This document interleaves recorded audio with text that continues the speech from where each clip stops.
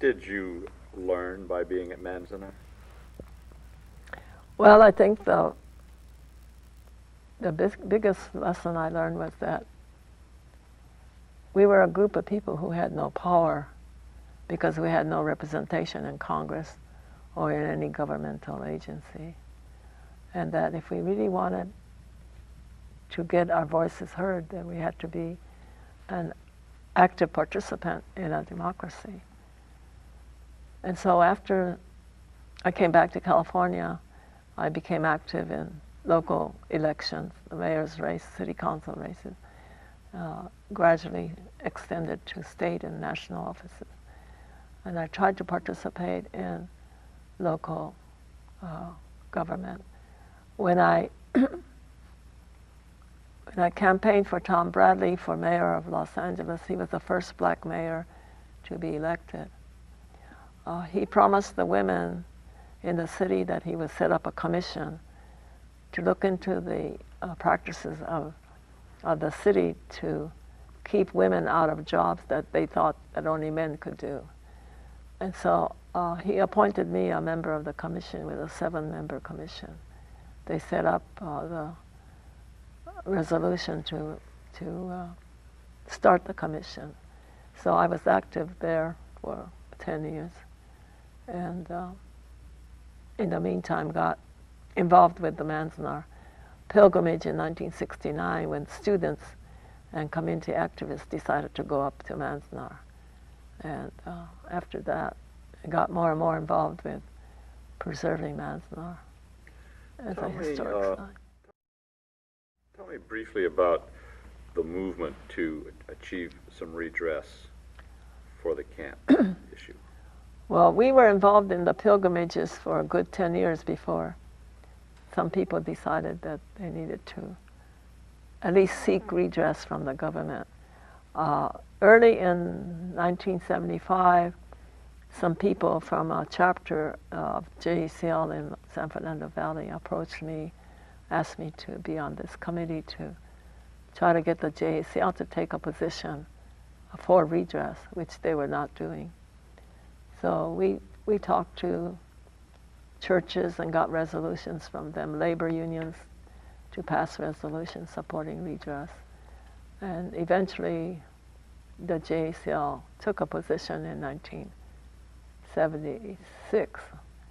And then in 1978, a group of people formed a national coalition for redress and reparations, and they formed a nationwide network. And they did grassroots campaigning.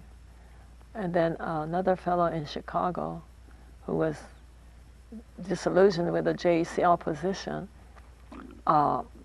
formed his own group called the National Committee for Japanese American Redress, and he went through the court system. And he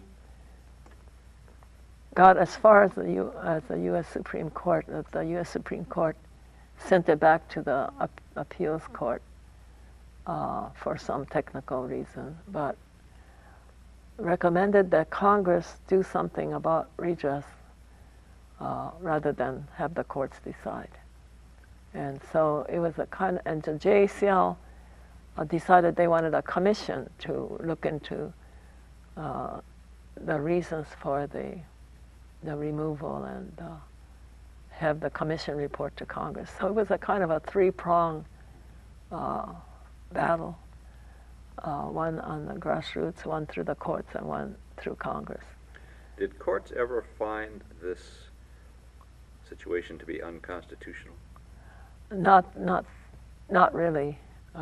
They had 3 court cases in '45, but one of the judges said it was on the brink of constitutionality, and the majority ruled that it was within the rights of the government to do it.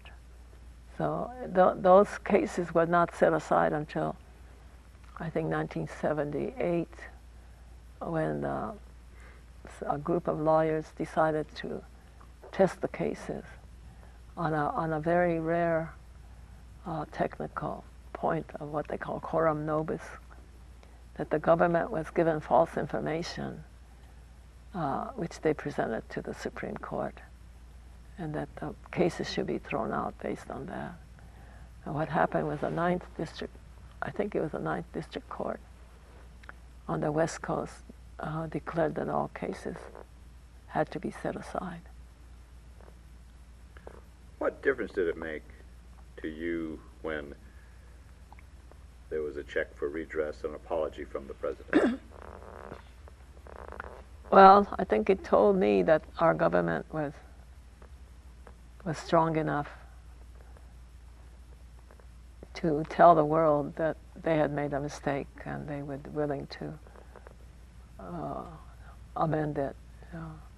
I don't think the money meant that much to many people as much as the apology. It sort of lifted a burden from them, and that many more people could talk about what had happened to them.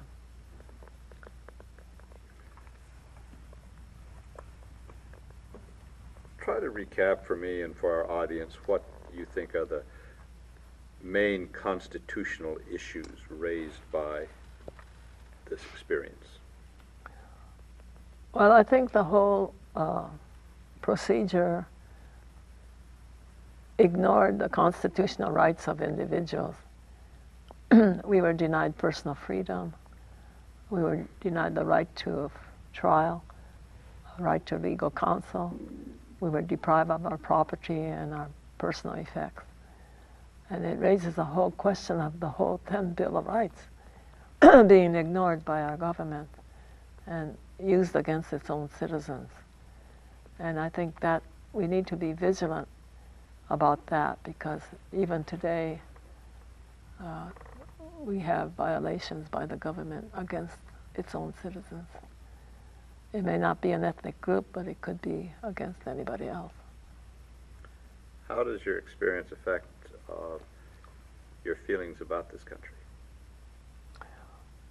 Well, at first I was kind of disillusioned about what the government had done, but in the process of working to preserve Manzanar and having testified before Congress and had made contact with many legislators, I feel that our government is a very strong government, and that all of us need to be a participant and really take part to make it even stronger and even a better, country. And I think I probably appreciate it more than I had before. And I know that ever since September 11th, whenever I see the flag waving, it really makes me feel very good.